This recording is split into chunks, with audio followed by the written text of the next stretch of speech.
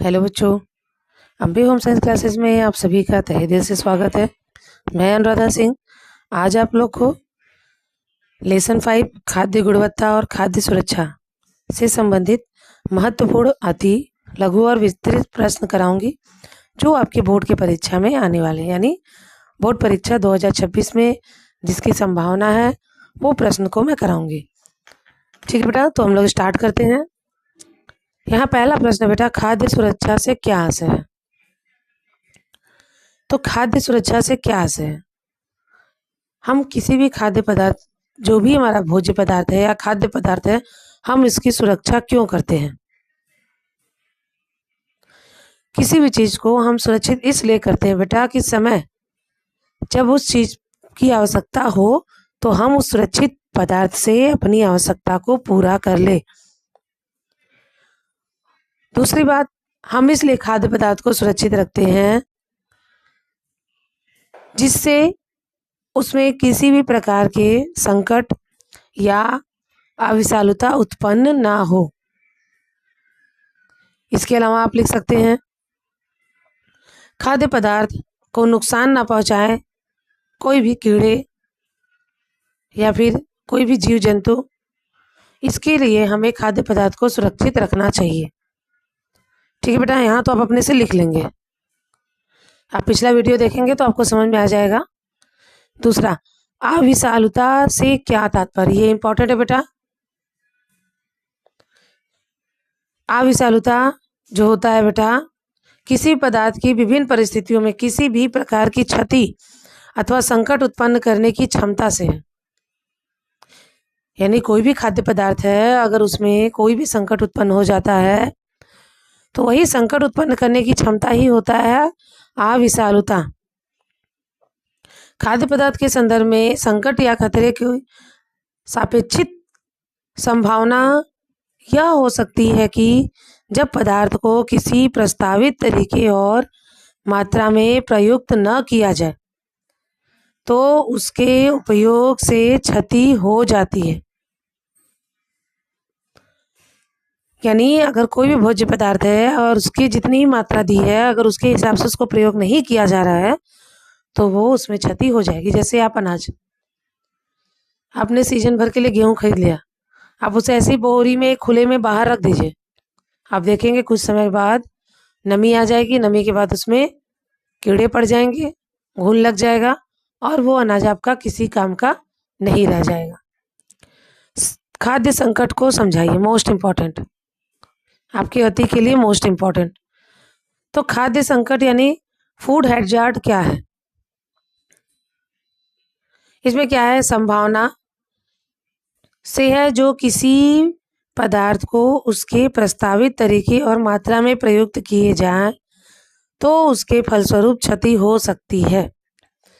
वही है बेटा अविषालुता। अविषालुता याद कर लीजिए, आपके खाद्य संकट याद हो जाएंगे। यानी किसी भी पदार्थ को उसके प्रस्तावित तरीके और मात्रा में प्रयुक्त किया जाए तो उसी के फलस्वरूप यानी जो भी क्षति होती है वही आपका खाद्य संकट है, फूड हैजार्ड। ये भी इंपॉर्टेंट है बेटा।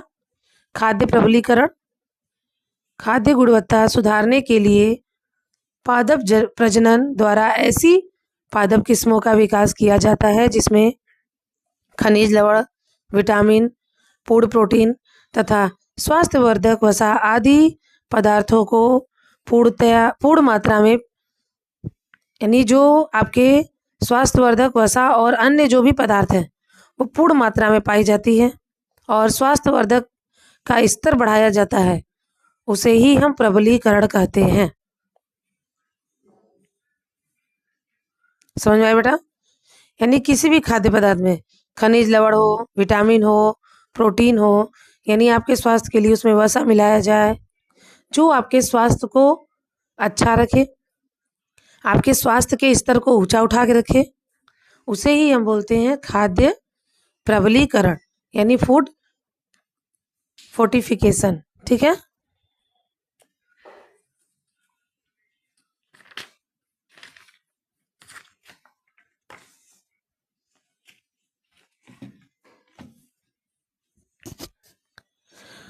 खाद्य जीवन यानी सेल्फ लाइफ किसे कहते हैं? वही बेटा जो भी भोज्य पदार्थ है, उस भोज्य पदार्थ की सुरक्षित रहने की अवधि, यानी जब तक उसके रंग रूप में परिवर्तन ना हो, उसके स्वाद में परिवर्तन ना हो, उतना टाइम उसका क्या कहलाता है? Self life. खाद्य पदार्थ के संदर्भ में संदूषण से क्या आशय है? संदूषण, ये प्रश्न बन सकता है। तो खाद्य पदार्थ के संदर्भ में संदूषण से आशय उस प्रक्रिया जिसके अंतर्गत किसी खाद्य पदार्थ में संसाधन अथवा भंडारण के समय उससे पहले या उसके बाद कोई हानिकारक, अखाद्य अथवा आपत्तिजनक पदार्थ का समावेश हो जाता है। ये पदार्थ कोई रासायनिक, सूक्ष्मजीव या तनुकारी पदार्थ हो सकते हैं। खाद्य गुणवत्ता, खाद्य मानक को परिभाषित कीजिए, ये देख लीजिए। यानी वे नियम व निर्देश होते हैं जो सरकार या संबंधित एजेंसी द्वारा निर्धारित होता है, जिनका पालन खाद्य उत्पाद, संसाधन तथा भंडारण करने वाली सभी इकाइयों को करना अनिवार्य होता है, ताकि खाद्य पदार्थ की गुणवत्ता और सुरक्षा सुनिश्चित की जा सके। यानी जो भी नियम बनाए गए हैं कि आपको इतना टेम्परेचर पे ये चीज़ रखना है, इतना पे इसको, जैसे आलू बेटा, आलू क्या होता है? पूरी गर्मी स्टोर में रहती है, खराब नहीं होती। क्यों नहीं खराब होती? क्योंकि उसको हाई टेम्परेचर पे कोल्ड स्टोरेज में रखा जाता है। और जब आपका अक्टूबर महीना आता है, बुआई का समय होता है, तो किसान जाते हैं वहाँ से निकाल कर लाते हैं। तो इस तरह से अगर आप ऐसे ही आलू रख दो बेटा, गर्मी में आप देखते हो बिना कहे आप हटाते जाओगे, आलू सड़ता जाता है। लेकिन अगर उसे हम उचित तापमान पर, उचित यानी जो भी उसके भंडारण की प्रक्रिया है उसको सही तरीके से अगर हम फॉलो करते हैं, तो आपके खाद्य मानक सुरक्षित रहेंगे। खाद्य मानक के प्रकार कितने हैं? खाद्य मानक के 4 प्रकार है। कंपनी मानक, राष्ट्रीय मानक, क्षेत्रीय मानक, अंतर्राष्ट्रीय मानक। मैं वहां भी आपको अच्छे से समझाई हूँ, ये याद रखिएगा। खाद्य मानक के प्रकार, अपमिश्रण वही बेटा, कोई भी सामान सस्ता हो, दुकानदार या फिर कोई भी जो भी सामान बेच रहा है, लालच में क्या करेगा, उसमें फालतू या फिर कम गुणवत्ता वाली चीज मिला देगा, मिलाने के बाद वो मार्केट में भेजेगा, वही होता है खाद्य अपमिश्रण। फिर बेटा विश्व व्यापार संगठन, WTO, वर्ल्ड ट्रेड ऑर्गेनाइजेशन, यह एक अंतर्राष्ट्रीय संस्था है। इसमें क्या है बेटा? विभिन्न देश व्यापार समझौते पर हस्ताक्षर करते हैं। इस समझौते के अंतर्गत उन सभी देशों को अंतर्राष्ट्रीय बाजार में अपने उत्पादन बेचने का मौका मिलता है, उसे ही हम बोलते हैं विश्व व्यापार संगठन। कोडेक्स इंडिया इंपॉर्टेंट है, एक अंतर सरकारी संस्था है जिसे उपभोक्ताओं के स्वास्थ्य, मानक, सुरक्षा और खाद्य एवं कृषि व्यापार को सुगम बनाने के लिए स्थापित किया जाता है। किसके लिए बेटा? जो भी आपके खाद्य पदार्थ हैं उसके द्वारा जो भी व्यक्ति उसको प्रयोग कर रहा है, उसके स्वास्थ्य, उसकी सुरक्षा, खाद्य तथा कृषि व्यापार को बढ़ाया जा सके, वही हमारा कहलाता है कोडेक्स इंडिया। यहाँ पे दिया है बेटा, टिप्पणी लिखिए। खाद्य संक्रमण, आप इसे अपने से लिख सकते हो बेटा। कैसे खाद्य संक्रमण होता है? जैसे मैंने बताया था कि आप अगर मार्केट में गए हो, कोई भी व्यक्ति वहीं पे मांस, मच्छी, मीट भी बेचता है और वही वो फल, सब्जी, सब चीज़ें बेचता है। जिस चाकू से, छुरी से वो मीट को काटे और उसी से वो आपकी सब्जी काट दे या सलाद को काट दे, तो इससे क्या होगा? आपके भोज्य पदार्थ में वो जीवाणु आ जाएगा। कौन सा जीवाणु? साल्मोनेला। और ये 20 मिनट में 2 गुनी हो जाता है। तो इससे क्या होगा? वो साल्मोनेला जो रोगाणु है, जो भी व्यक्ति सलाद को खाएगा, क्योंकि सलाद तो हम कच्चा खाते हैं, उसके शरीर में प्रवेश कर जाएगा और उसे क्या करेगा? संक्रमित कर देगा। ठीक है, तो ये आप लिख लीजिएगा, मैं समझाई हूँ, बहुत अच्छे समझाई हूँ बेटा।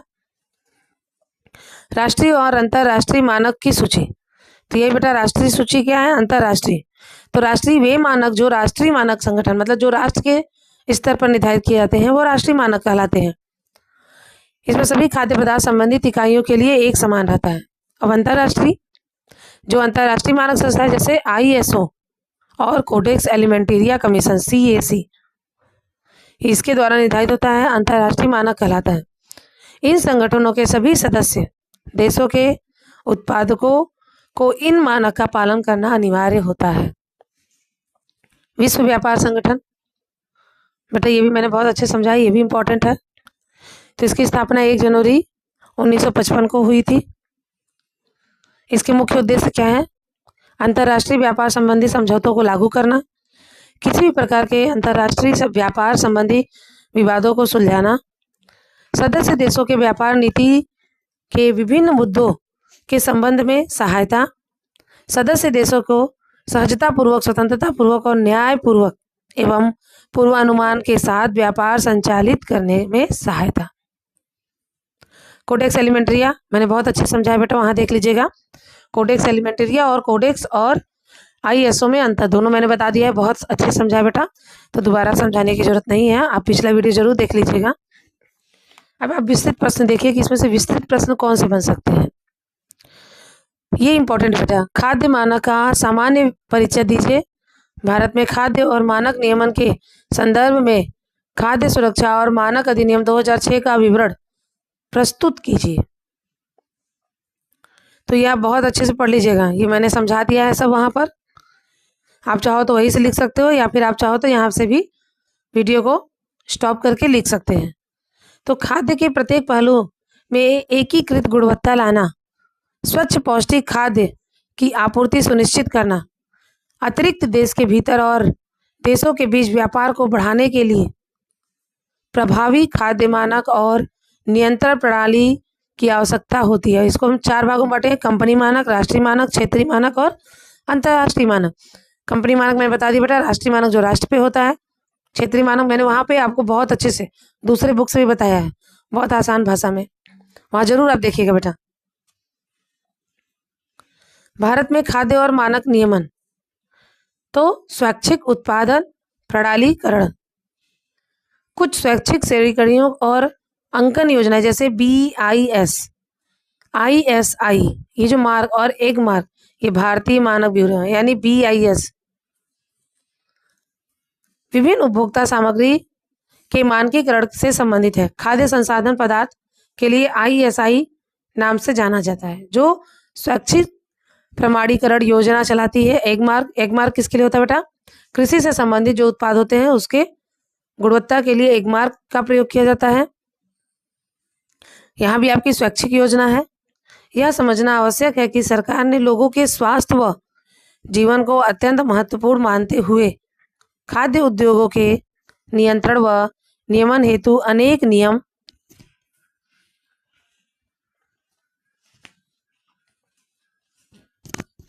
बनाए हैं।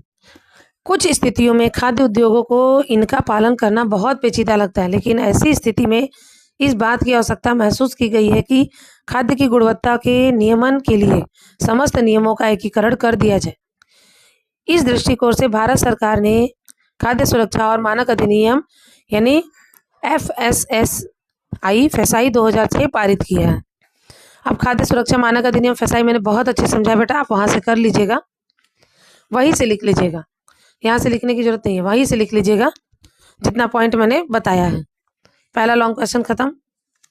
दूसरा दिया है बेटा खाद्य सुरक्षा प्रबंधन की मुख्य प्रणाली, तो ये आप रहने दीजिए।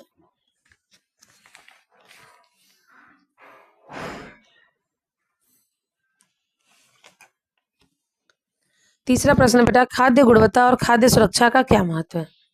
ये प्रश्न को थोड़ा सा हम लोग समझ लेते हैं कि क्या महत्व है ना। पहले यहाँ पे महत्व हेडिंग डाल दिया, और लिखने का तरीका है बेटा यहाँ पे जैसे खाद्य गुणवत्ता, तो आप सबसे पहले खाद्य गुणवत्ता हेडिंग डाल के खाद्य गुणवत्ता के बारे में बता दीजिए, फिर महत्व हेडिंग डाल के महत्व के बारे में बता दीजिए। जैसे आपके घरों में जो भी खाद्य आप सुरक्षित व गुणवत्ता पर आधार बिल्कुल ध्यान देते हैं ना, जो भी घर में आप भोज्य पदार्थ रखते हैं उसकी सुरक्षा और उसकी गुणवत्ता का हम विशेष ध्यान देते हैं। गृहिणी का प्रथम कर्तव्य होता है कि वो अपने खाद्य पदार्थ को सुरक्षित और संरक्षित करके रखें, ताकि वो भोज्य पदार्थ नष्ट ना हो, उसकी गुणवत्ता कम ना हो, खराब ना हो। आप देखते हो बेटा नौकरी पेशा लोग महीने का या साल का इकट्ठा सामान लेके रख देते हैं, फिर वो उसे संरक्षित करके रखते हैं ताकि जो उन्होंने पूंजी उसमें लगाई है वो खराब ना हो।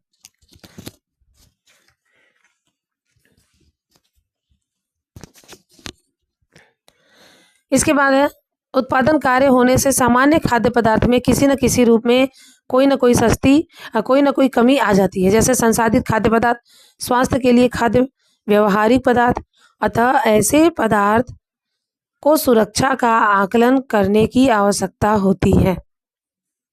कच्चे और पकाए गए खाद्य पदार्थों की गुणवत्ता के संबंध में जन स्वास्थ्य से होता है और इन पर बहुत अधिक ध्यान देने की आवश्यकता होती है। कुछ कारण उत्तरदायी है बेटा, यहाँ पॉइंट में दिया, हम सारे पॉइंट को समझा दे रहे हैं। जैसे पहला पॉइंट है, बाजार में संसाधित और पैक किए हुए खाद्य पदार्थ अत्यधिक मात्रा में उपलब्ध हैं।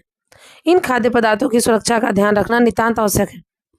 अब बेटा देखोगे आपको हर चीजें पैकेट में मिल जाती है, हर एक चीज A to Z, छोटा चाहे बड़ा, आपकी मतलब आवश्यकता के अनुसार आपको मिल जाता है। तो उन पदार्थों को उस पैकेट में कैसे सुरक्षित रखना है, इसके लिए उसके गुणवत्ता को ध्यान में रख करके उसको सुरक्षित रखा जाता है। दूसरा है, भोजन की व्यवस्था के लिए बड़ी मात्रा में खाद्य पदार्थों को दूसरे स्थान पर पहुंचाना एक जटिल कार्य है। संसाधन प्रक्रिया और संसाधन पदार्थ उपयोग करने के बीच एक लंबा अंतराल रहता है। ऐसी स्थिति में बड़ी मात्रा में उत्पाद और वितरण के बीच का समय भी जोखिम आकलन और सुरक्षा प्रबंधन की दृष्टि से महत्वपूर्ण है। जैसे हैजार्ड क्या करता है बेटा, आपके जो भोज्य पदार्थ है उसकी गुणवत्ता को ध्यान में रखता है। और बेटा जरूरी नहीं है कि जो भी हम भोज्य पदार्थ रख रहे हैं वो हम बस आज रख रहे हैं तो कल ही खत्म हो जाए, नहीं, कुछ कुछ आपके बहुत लंबे टाइम तक चलते हैं, तो उसके हिसाब से हमें उसका संरक्षण करना चाहिए। और ये पैकेट वाली चीज़ें बेटा, या फिर जो भी चीज़ें भोज्य पदार्थ हैं, अगर वो संरक्षित हैं, सुरक्षित हैं, तो हम उसे आसानी से आदान प्रदान कर सकते हैं। तीसरा है, आधुनिक जीवन शैली और खान पान की आदतों में तेजी से बदलाव हो रहा है। बिल्कुल, आज हम बिल्कुल, अभी तो लोग बेटा मोटे अनाज की तरफ बहुत तेजी से भाग रहे हैं। मिलेट, जैसे पिछले वर्ष नरेंद्र मोदी जी ने मिलेट वर्ष मनाया था, यानी मोटे अनाज। आप देख रहे हो लोग अब मोटे अनाज को इकट्ठा करते हैं और उसकी मिक्स रोटी तैयार करते हैं, जो आपके हेल्थ के लिए बहुत अच्छा है। क्योंकि गेहूं जो होता है बेटा, वो आपको कहीं ना कहीं आपके हेल्थ पर प्रभाव देता है। अगर आप गेहूं की रोटी ज़्यादा खाते हो तो आपका हेल्थ भारी हो जाएगा, मोटे हो जाएंगे आप। लेकिन अगर आप मिक्स रोटी खाते हैं तो जो व्यक्ति मोटे हैं उनकी हेल्थ पर कोई भी प्रभाव नहीं पड़ता है। तो आधुनिक शैली और खान पान की आदतें तेजी से बदल रही हैं। समय के अभाव के कारण आज बेटा जब से कोरोना आया है, लोग बहुत जागरूक हो गए, बहुत सजग हो गए। कोई भी बाहर के खुली चीज़ या खराब हुई चीज़ या फ्रिज में रखी चीज़, ऐसे मतलब ऐसे चीज़ें वो खाते हैं जिससे उनके स्वास्थ्य पर किसी भी प्रकार का कोई हानिकारक प्रभाव ना पड़े, इस चीज़ को देख कर खाते हैं। फल कटे हुए लंबे टाइम तक नहीं खाना चाहिए। कई घंटों से तैयार हुआ भोज्य पदार्थ हमें ऐसे नहीं खाना चाहिए, हमें उसे गर्म करके खाना चाहिए। ठीक, चौथा पॉइंट है, सूक्ष्म जैविक अनुकूलता, जैविक प्रतिरोधकता, परिवर्तन, मानवीय सुग्राहता और अंतर्राष्ट्रीय यात्राओं के कारण खाद्य जनित सूक्ष्म जैविक रोगों के मामलों में वृद्धि हुई। आज हमें जितना भी खाद्य जनित रोगों की जानकारी है उसमें से लगभग आधे खाद्य जनित रोगाणु की खोज पिछले 25 से 30 वर्षों में हुई। अभी भी बहुत से ऐसे खाद्य जनित रोग हैं जिनके कारण की जानकारी हमें नहीं है। यह वैश्विक जन स्वास्थ्य से जुड़ा मुद्दा है। रोगाणुओं को ढूंढने, पहचानने और राष्ट्रीय तथा अंतर्राष्ट्रीय स्तर पर निगरानी के सक्रिय प्रणाली स्थापित करना भी खाद्य सुरक्षा और खाद्य गुणवत्ता का महत्व है। वायु, मृदा और जल के प्रदूषण तथा कीटनाशकों के उपयोग से कृषि उत्पाद में इनके संदूषण का अंश आ जाता है। यानी इसके अतिरिक्त मिलाए जाने वाले जो खाद्य पदार्थ जैसे परिरक्षण, रंजन, सुगंधकार, स्थायी कारक के कारण खाद्य पदार्थों के अवयव, पोषक तत्व, संदूषण के विश्लेषण करना अनिवार्य हो जाता है तथा उनकी गुणवत्ता की जांच परख कर ही उसका प्रयोग किया जाता है। भारत ने विश्व व्यापार संगठन WTO से हुए समझौतों पर हस्ताक्षर किया, जिससे सभी देशों को अंतर्राष्ट्रीय व्यापार में प्रवेश पाने, विश्व बाजार की अधिक उपलब्धता के अवसर मिले। इस परिवेश में यह आवश्यक हो गया है कि प्रत्येक देश खाद्य पदार्थों की सुरक्षा और गुणवत्ता को बनाए रखे। फिर सातवां है बेटा, मिर्च, मसाले और तिलहन को घरेलू स्तर पर संसाधित किया। देखिए बेटा, मिर्च मसाले तो बहुत लंबे टाइम नहीं, लेकिन तिलहन, दलहन, अनाज, ये सब चीज़ें हम सालों साल रख सकते हैं अगर आप इसे सुरक्षित तरीके से रखते हैं तो। इसके बाद जो आजकल पैकेट के मसाले आते हैं, थोड़ा सा मैं बता दूं आप लोग को, पैकेट वाले मसाले जो हमारे स्वास्थ्य के लिए बहुत ही हानिकारक है बेटा। इससे बवासीर की समस्या बहुत बढ़ रही है और कहीं ना कहीं कैंसर के भी लक्षण देखने को मिल रहा है। तो आप सारे बच्चे थोड़े से जागरूक होइए। जो भी लोग पैकेट के मसाले यूज़ करते हैं बेटा, आप उसे तुरंत बंद करिए। आप शुद्ध गर्म मसाला लीजिए, आप उसे तैयार करिए मसाले के रूप में और अपने भोज्य पदार्थ में, अपने सब्जी में उसका प्रयोग करिए ताकि आपका स्वास्थ्य अच्छा रहे। पैकेट का मसाला हमें आसान लगता है, 1-2 रुपए का मिलता है, हम लेते हैं तुरंत। एक पैकेट सब्जी में डालते हैं, सब्जी अच्छा। आप कभी सोचो बेटा 1 या 2 रुपए में आपको कौन सा ऐसा मसाला मिलेगा? 1 रुपए में तो इलायची ना मिले, अगर मिलेगा भी बहुत छोटा, क्वालिटी अच्छी नहीं होगी। तो आप भी अपने से सोचिए बेटा कि 1 रुपए में कौन सा मसाला आपको मिल जाएगा। कहीं ना कहीं उसमें टेस्ट के लिए केमिकल का प्रयोग किया जा रहा है। तो इसलिए बेटा पैकेट वाले मसाले का बैन करिए, आप शुद्ध मसाले खाइए। ठीक है बेटा, तो ये आपका लेसन खत्म हो गया। इसमें जितने भी आपके अति और लघु विस्तृत जो भी इंपॉर्टेंट क्वेश्चन थे वो मैंने करा दिया। इसके अलावा अगर आपको कोई भी लेसन में दिक्कत है बेटा तो आप जरूर कमेंट करिएगा। आप जो भी बच्चे इस वीडियो को देखते हैं बेटा, आप बच्चों के साथ बहुत सारे ऐसे बच्चे होंगे आपके गांव के, आपके अगल के, बगल के, आपके विद्यालय में। उन बच्चों को भी बेटा इस चैनल के बारे में बताइए कि अम्बे होम साइंस क्लासेस में कक्षा 6 से लेकर के इंटर, अभी मैं आगे BA का भी स्टार्ट करूँगी, तो वहाँ पे आपको जीरो से सब कुछ सिखाया जाता है। आप बच्चों को ज़्यादा से ज़्यादा जोड़ने की कोशिश करिए ताकि जो मैं आप लोगों के लिए अपने थोड़े ही समय में जो ये मेहनत कर रही हूँ वो मेहनत कहीं ना कहीं सफल हो। आप वीडियो देखते हो बेटा तो ज़रूर 1 से 2 लोगों को शेयर करिए, ज़रूर जोड़िए। आपके साथ ना पढ़ने वाले, आपके दूसरे विद्यालय में, आपके रिलेशन में, कहीं भी जो भी बच्चियाँ होम साइंस पढ़ रही हैं उन तक ये सूचना पहुँचाइए बेटा। बेटा ये चैनल बहुत छोटा है, यूट्यूब पे इतने सारे चैनल है बेटा कि छोटे चैनल वालों को कहीं कोई देख नहीं पाता है। तो मैं अगर आप लोग के लिए इतना मेहनत करूँ बेटा, तो आप बच्चों को अगर मेरा वीडियो अच्छा लगता है तो आप ज़रूर बेटा मेरी बात को सुनिए और इस चैनल का लिंक जो है अपने दोस्तों में, अपने अगल बगल के लोगों में शेयर करिए ताकि वो बच्चों की भी भलाई हो जाए बेटा। कहते हैं ना, अगर आप दूसरों की भलाई करेंगे तो प्रभु आपकी भी भलाई करेगा।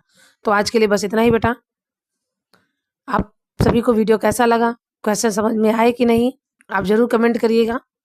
तो चलिए अभी आज के लिए बस इतना ही। थैंक यू, आप सभी ने अपना समय इतना दिया मुझे, इसके लिए मैं बहुत बहुत धन्यवाद देती हूँ आप सभी को। तो अभी मैं वीडियो ऑफ करती हूँ। नेक्स्ट वीडियो में बेटा मैं आप लोगों के 6 लेसन लेके आऊँगी, उसके इंपॉर्टेंट टॉपिक, इंपॉर्टेंट क्वेश्चन। पिछला वीडियो जो लोग नहीं देखे बेटा पिछला देख लीजिएगा, मैंने 5 लेसन पूरा कंप्लीट करवा दिया। तो आप जरूर देखिए, ये मत सोचिएगा कि बोर्ड का एग्जाम आएगा तब हम पढ़ेंगे, क्योंकि उसमें आपको बाकी विषय भी पढ़ना रहता है। तो कम से कम आप अपना एक विषय तो तैयार करके रख दीजिए। ठीक है बेटा, तो चलिए आज के लिए बस इतना ही। Thank you.